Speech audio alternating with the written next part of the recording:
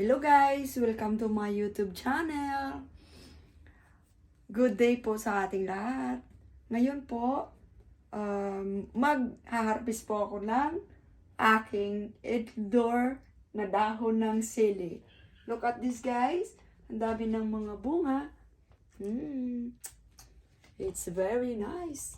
So many. Look at this. Pero, ang harvesting ko guys is yung dahon lang. Kasi, magluluto po ako ng tinulang manok. So, kailangan ko ng dahon ng sili. And of course, itong lemongrass. Ito po, yung dahon niya. Need ko din po yan. Harvestin na natin. Kahit dahon lang.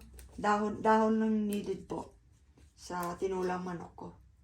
Yung bunga niya, saka ko narbisin pag red na siya. Pag may tiyaga po, kahit indoors po yung tanim nyo, mapapakinabangan nyo po. You no need to buy.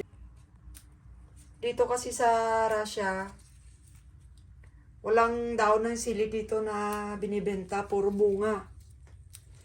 So, para yung makatikim tayo ng dahon ng sili,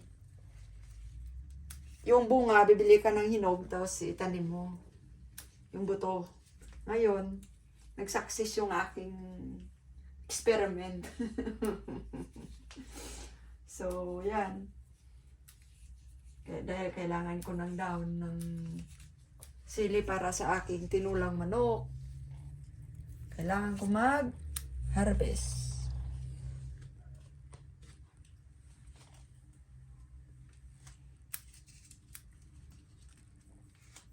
And ito po, yung dahon ng lemongrass. Magputol ako dito. Ayan. Dito kasi sa Russia, mahal din ng dahon ng lemongrass dito. Kasi wala mang tanim dito sa Russia na ganito. So, ang ginawa ko, bumili din ako sa market. Tinry ko pong itanim yung tatlo. Ngayon, yan. May mga lumalabas na bago. So, hindi na rin po ako bibili. Yan. Pag nagluto ka ng tinulang manok, pag may tanglad or lemongrass, masarap. Walang langsa. So, hugasan ko lang to pagka bago ko isahog sa manok ko. See guys? Yan, ganda ng bunga niya. So, nag-enjoy po ako magtanim pag ganito na maganda yung kinalabasan. Yan. Kaya, let's find out later. I will cook this one with chicken. Tinulang manok. Abangan nyo guys. Ayan guys, naghiwa din po ako ng kamatis and garlic. Ayan guys. Ayan ko po yung luya.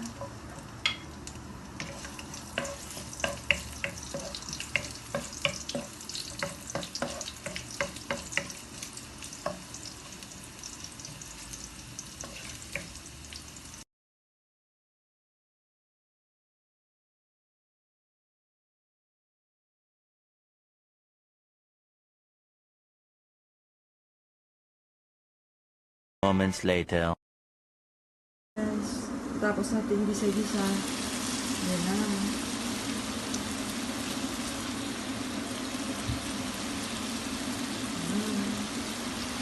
Kasi mas maganda pag medyo dadaan natin, gisa-gisahin muna po natin para yung langsay matanggal talaga.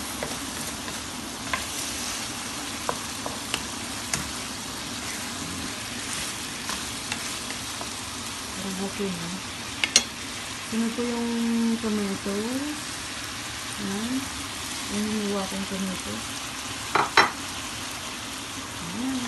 Ayan. Ang bango na. Tapos, pakluban ulit.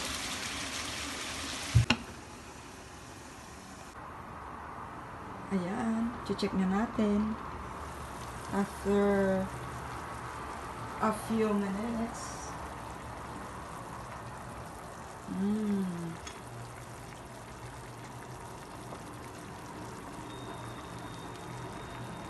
Ayan, luto na.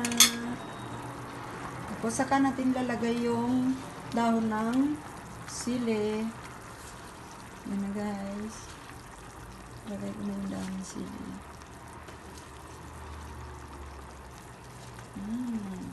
Bango. Tapos yung bunga niya rin. Lagyan natin isa. Hindi ako mahilig sa manghang.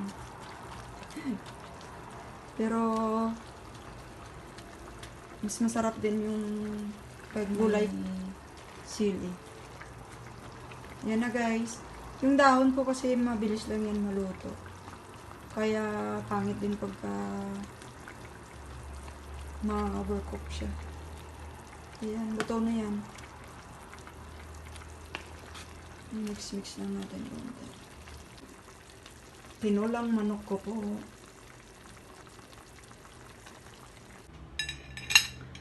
Ayan. Luto na po yung tinulang manok ko guys. Ayan. Kain na po tayo.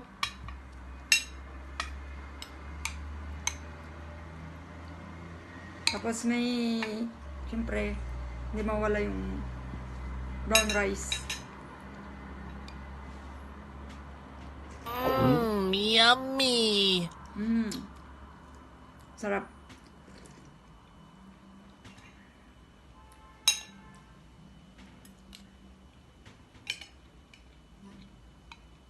Sarap guys. Kain po. Gutom na.